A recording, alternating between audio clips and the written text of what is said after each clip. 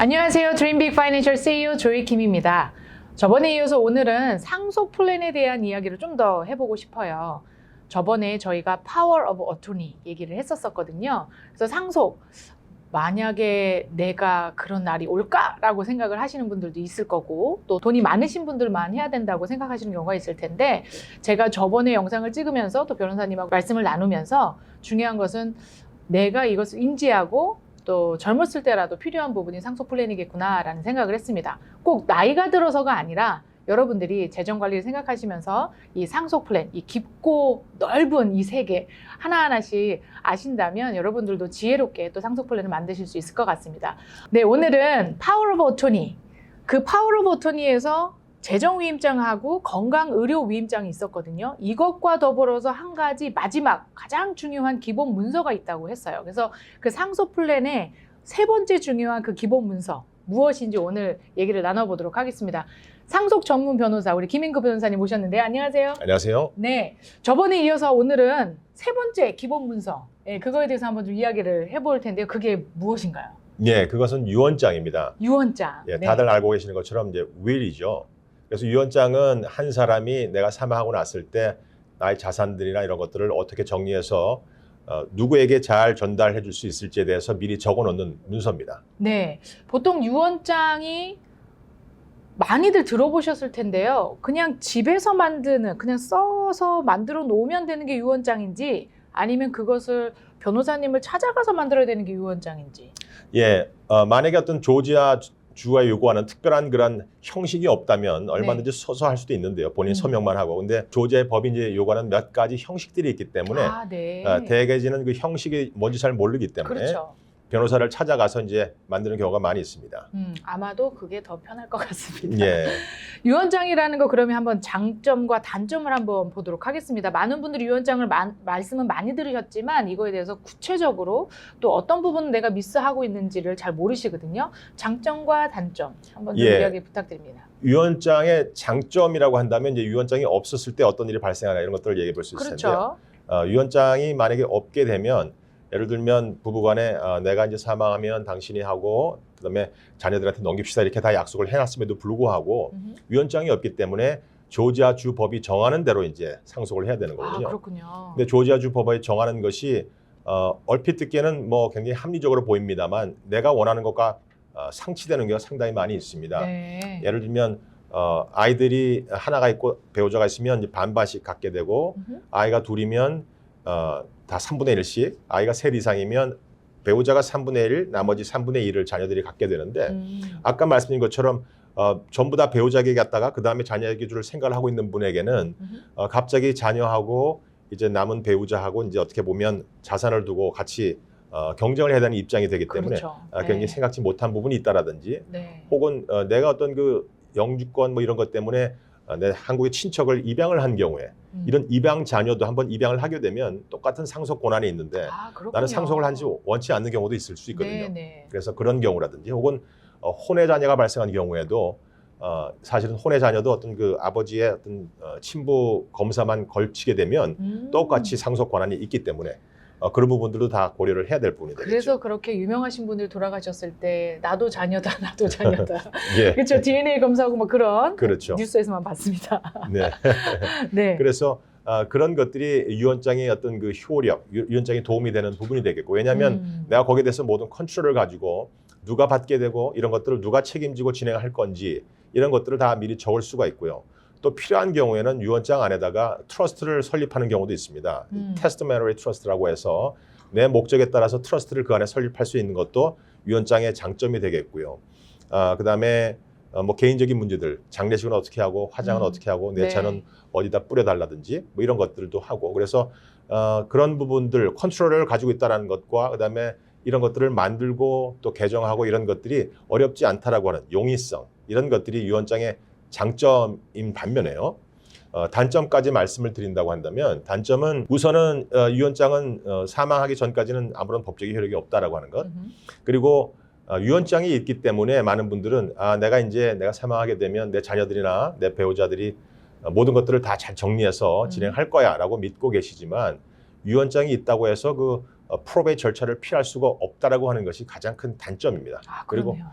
많이들 잘못 알고 계세요. 거의 한 70% 이상의 많은 분들이 얘기를 해보면 저 유언장이 있기 때문에 우리 자녀들이 법원에 갈 일 없습니다라고 다 얘기하시는데 해놨습니다. 상속 플랜 해놨습니다. 다 라고 해놨습니다. 생각하셨을 수 있거든요. 예, 아마 그런 이유 중에 하나가 그 상속 유언장을 가지면 다 된다라고 이미 생각을 하고 계시고 네. 그다음에 이제 상속 전문 변호사가 아닌 일반 변호사에게 찾아가는 경우에는 굳이 트러스트를 설립을 권유하지 않는 경우도 그래요. 많이 있거든요. 누구든지는 아니지만 상속 변호사가 아닌 분들도 유언장을 만들어줄 수 실제로 있군요. 많이 만들죠. 왜냐하면 그래요? 제가 옛날에 그 인턴을 일했던 회사가 교통사고 전문 회사였는데 거기도 사람들이 와서 유언장을 해달라고 하면 유언장을 해주거든요. 그렇기 때문에 그런 경우에 어떤 상속 전문 변호사가 아닌 경우에는 그냥 유언장만 만들고 거기에 대해서 이제 그 고객분들은 이제 모든 나의 플랜은 끝났다라고 생각할 수 있는 거죠.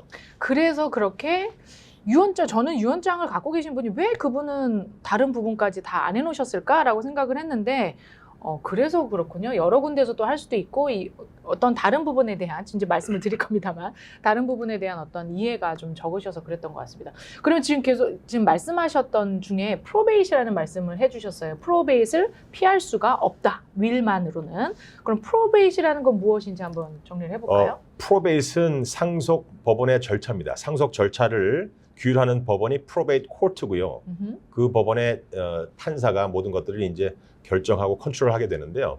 그것이 이제 프로베이트 절차라고 하는 법원 절차입니다만 아까 말씀드리기에 프로베이트를 피할 수 있다, 뭐 없다 이런 말씀을 드렸던 것이 이제 프로베이트를 피할 수 없는 경우에는 그 프로베이트 절차를 거쳐야만 된다. 그렇기 때문에 도대체 어떤 절차길래 피해야 되는가 이렇게 생각할 수 있는데요. 일단은 이 절차 자체에서 이제 가장 중요한 포커스는 유언장이 있느냐 없느냐에 따라서 절차가 조금 다릅니다만 결국은 사망한 분의 모든 자산과 부채를 다 정리를 한 다음에 먼저 부채를 다 갚고 텍스도 내고 모든 것들을 다 낼 부분을 낸 다음에 남은 자산을 갖다가 그 유가족에게 조지아 법이 정하는 혹은 유언장이 정하는 대로 이제 전달해 주는 것이 이 프로베이트 절차인 건데요. 이것이 이제 문제가 되는 이유는 먼저는 이 모든 컨트롤이 나한테 있는 게 아니고 법원이 판사 가지고 있다라고 하는 것. 그것이 이제 굉장히 어떤 법적인 경험이 적은 분들에게는 스트레스가 되죠. 그리고 그 과정이 한두 달에 끝나는 게 아니라 1, 2년이 걸린다고 하는 것. 그리고 이 서류라고 하는 것들이 유언장을 작성했으면 그 유언장은 굉장히 개인적인 문서라고 생각합니다만 유언장과 이런 그 프로베이트를 시하게 되면 그 프로베이트 코트에 제출하는 모든 서류들은 다 공공 서류가 됩니다. 퍼블릭 레코드가 되니까 누구라도 와서 그것을 나 좀 띄워달라고 하면 그 카피본을 이제 법원에 주게 돼 있기 때문에 그런 것들도 굉장히 많은 사람들이 원치 않는 부분이고 생각보다 이 프로베이트 절차라고 하는 것이 생소한 절차이기 때문에 대부분 그 프로베이트 어터니를 고용해서 진행을 하게 되기 때문에 변호사 비용만 하더라도 굉장히 비용이 만만치 않고요. 그리고 이제 이것을 진행하는 기간 동안에 여러 가지 생각하지 못했던 이런 것들이 이제 닥치게 되면 만약에 그 재정적으로나 혹은 정신적으로 스트레스를 받게 되죠. 그렇기 때문에 많은 사람들이 프로베이트를 한번 거치고 나면 특히 이제 프로베이트를 거치면서 가족들 간의 갈등에 빠질 수도 있고 그렇게 되는데요. 그렇게 되면 정말 프로베이트를 피해야 되겠구나 이런 생각들을 많이 하시게 되죠. 그리고 쉽게 피할 수 있는 방법이 있다는 걸 나중에 알게 되면 내가 왜 그걸 안 했을까 그런 후회들을 많이 하게 되죠. 이 프로베이트에 들어가게 돼서 신청하는 그 신청서 넣는 그 자체만으로도 피가 굉장히 나간다고 저 얘기 들었거든요. 그리고 시간이 너무 걸리니까 사실 자녀들이 일하면서 살아가야 되는 이런 시기에 또 부모님 것까지 또 시간을 쓰고 해야 되니까 굉장히 많이 어려움이 생겨질 것 같습니다. 근데 변호사님, 모든 분들이 프로베이트로 다 넘어가야 되는 건가요? 아니면 그렇지 않은 경우도 생기지 않을까요? 예, 모든 분이 할 필요는 없습니다. 만약에 어떤 자산을 가진 내용이 아주 굉장히 심플한다든지 하는 경우에는 다른 방식으로 쉽게 프로베이트를 피할 수도 있고요. 다시 말하면 쉽게 프로베이트 자산이 있는 경우에는 프로베이트 자산이 있는 경우는 해야 되지만 프로베이트 자산이 아닌 난 프로베이트 자산으로만 돼 있는 경우에는 프로베이트를 하지 않을 경우도 있죠. 예를 들면 내가 가지고 있는 전 재산은 모두 다 현금화해서 은행에 세이빙 어카운트하고 체킹 어카운트로 가지고 있다라고 하는 분의 경우에는 이 자산을 갖다가 은행 구자를 난 프로베이트 자산으로 만들게 되면 굳이 프로베이트를 거치지 않고라도 얼마든지 상속이 가능하고요. 그 은행에서 그 이야기를 해드리면 되는 건가요? 은행에서 그렇게 얘기를 하면 됩니다. 예를 들면 은행 구자의 주인이 나와 내 배우자가 조인트 오너로 되어 있고 그 다음에 내 자녀들은 POD beneficiary, 그러니까 payable on death. 내가 사망하고 내 배우자도 사망했을 때 자동 주인이 되도록 beneficiary 지정을 해놓으시게 되면 네. 그 자체로서 어떻게 보면 에스테 플래닝이 된 거죠. 네. 그렇기 때문에 이 가족의 경우에는 이 은행 구자에 대해서 프로벳을 따로 할 필요가 없습니다. 네. 그러나 이런 은행 구자 같은 경우는 이렇게 굉장히 심플합니다만 다른 자산들, 예를 들면 네. 집 같은 자산은 그렇고, 네. 간단하지가 않죠. 왜냐하면 이렇게 베네피시를 지정해 놓을 수 있는 것도 아니고 집의 소유권은 deed라고 하는 그런 집 문서를 그 증서를 통해서 많이 이렇게 되게 돼 있는데요. 이 조인트 오너십이라고만 하더라도 굉장히 생각보다 많은 사람들이 잘못 알고 계시는 것이 조인트 오너십이면은 내가 사망하면 당연히 그 배우자가 주인이 되는 것이 아닌가라고 믿고 계시지만 실제로 조인트 오너십에도 두 가지가 있거든요. 집의 경우에. 그래서 실질적으로 조인트 테넌시라고 하는 것이 여러분이 생각하시는 그거고요. 그거는 조인트 테넌시 with rights of survivorship. survivorship이 있는 경우고 그다음에 없는 경우는 tenants in common이라고 하는 건데 이런 것들은 예를 들어 부부가 사망했을 때 남편이 먼저 사망했다. 그렇게 되면 tenancy in common의 경우에는 survivorship이 없기 때문에 이런 경우에는 제가 가지고 있던 것을 50%라고 간주를 하고 그다음에 아내가 50% 이렇게 해서 남편의 50%에 대해서는 프로벳을 해야 되는 겁니다. 네. 그러니까 흔히 생각이 조인트 오너십이면 다 그냥 테넌시 아닌가요? 그렇지만 그게 아니고 조지아 법에 따르면 조인트 테넌시라는 거에 rights of survivorship이라는 말이 들어가 있지 않으면 자동적으로 tenancy in common으로 간주를 해버립니다. 그렇기 때문에 부인이 50% 남편이 50%라고 간주하기 때문에 한 사람이 사망하게 되면 사망한 사람의 50%는 자동적으로 프로벳 에셋이 되기 때문에 프로벳을 해야 되는 거죠.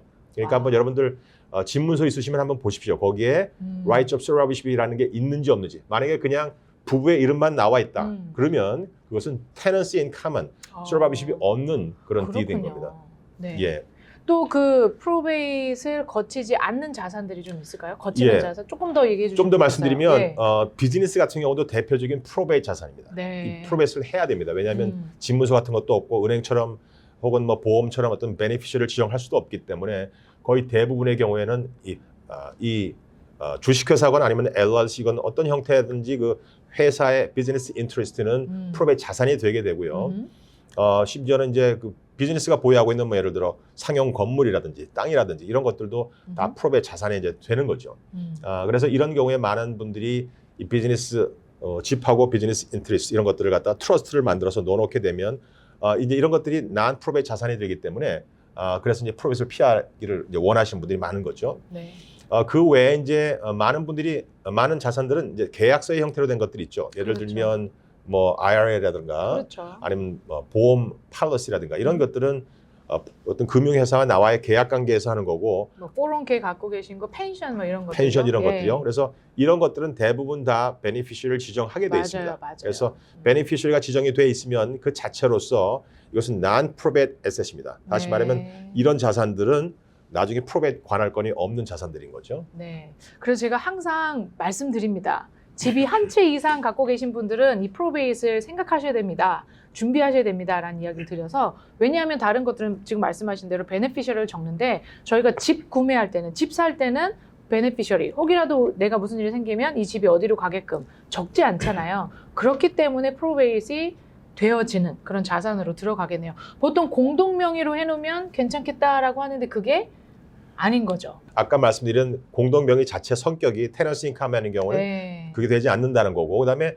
테넌시 인 커먼이 아닌 조인트 테넌시 그러니까 서바이버십이 있는 경우라고 하더라도 많은 분들이 생각하시기에 부부가 같이 있을 때는 한 분이 사망했을 때 나머지 배우자가 주인이 되는 게 맞습니다만 두 번째 배우자마저 사망하게 되면 그때는 이 집이 이제 다시 프로베이트 자산이 되는 겁니다. 왜냐하면 네. 자녀로 넘어갈 수는 없기 때문에. 그렇군요. 예. 그래서 이런 상황에 대해서 많은 분들이 그러면 내 자녀를 조인트 오너로 놓으면 되지 않느냐. 명의를 자녀에게도 넣으면 맞아요. 예. 되느냐 이렇게 생각하시는 분들이 이제 계시는데요. 많은 경우에 90% 이상의 경우에 에스테이트 플래닝 변호사들은 권유를 하지 않는 이유가 있는데요. 왜냐하면 이 집을 저와 이제 만약에 자녀가 같이 공동 소유를 이제 하기 시작했습니다. 왜냐하면 제가 명의를 넣어줬기 때문에 그렇게 됐는데 이 자녀가 뜻하지 않게 이제 이혼 소송을 밟게 됐는데 그럴 수 있죠. 갑자기 내 집이 내 자녀의 이혼 소송의 분할 대상이 될 수 있습니다. 아, 네네네. 그다음에 파산 법원이 파산 절차를 밟게 되는 경우에 파산 법원의 이제 일부가 될 수도 있고요.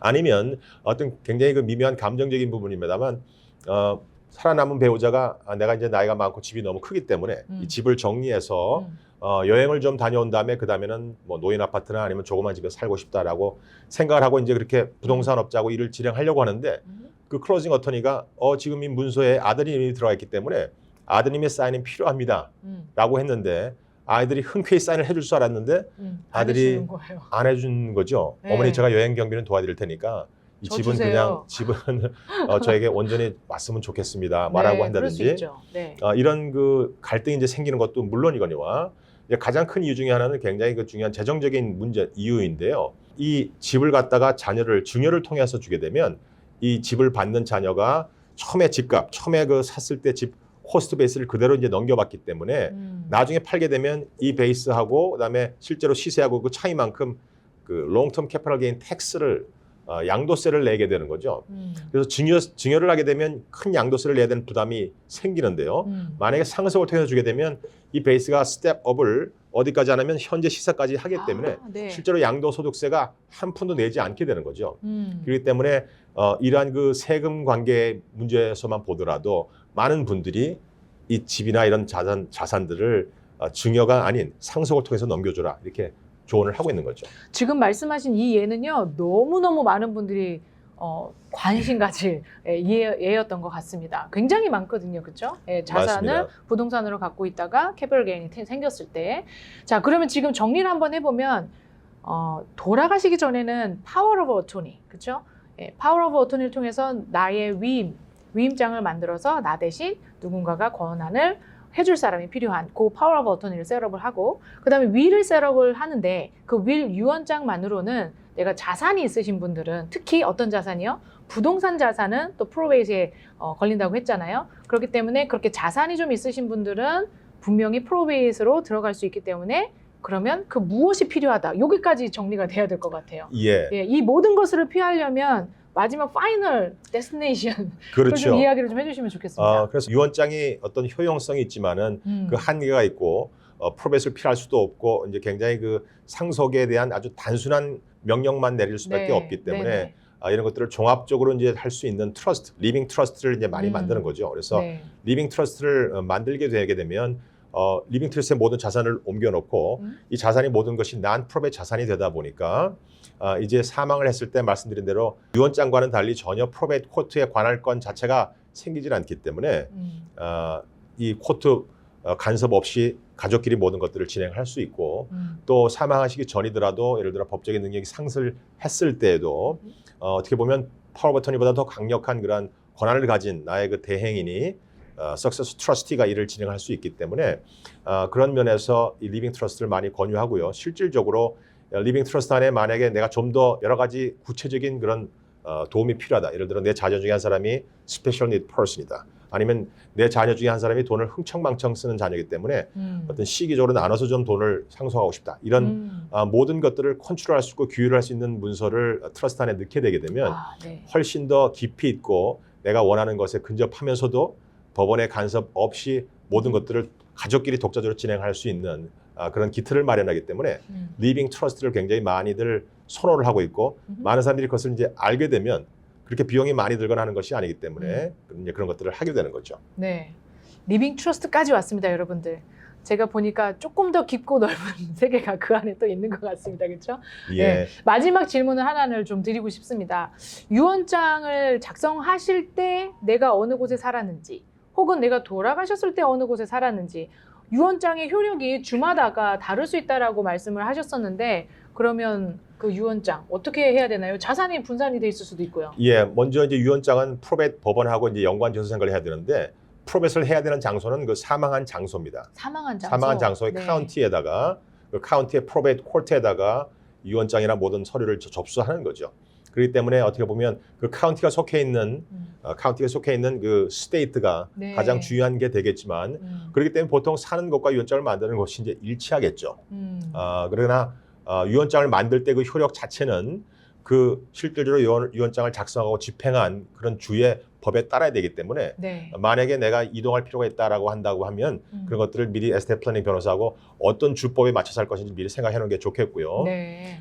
그다음에 만약에 내 자산이 여기 조지아만 있는 게 아니고 다른 테네시나 알라바마에도 만약에 있다라고 그럴 수 한다면 있죠. 네. 내가 유언장을 조지아에 유언장을 써놨지만 그러나 실질적으로 이 유언장을 테네시 법원에도 제출해야 되고 그다음에 알라바마 법원 그러니까 세 군데에서 프로베이스를 진행해야 되는 거죠. 아, 그렇군요. 그러니까 뭐 사실 프로베이트 하나 하기도 굉장히 힘들고 어려운데 세 군데 하게 되면 너무나 많이 힘들겠죠. 그렇죠. 이 어려운 거 해결할 수 있는 방법이 있습니다. 여러분들 그 세계로 다시 또 모시고 갈게요. 자, 오늘은 어쨌든 이 유언장, 프로베이트 요 두 가지에 대해서 좀 정리가 되셨을 것 같고요. 이것들을 해결할 수 있는 리빙 트러스트 그 편으로 조금 더 디테일하게 들어가 보도록 하겠습니다.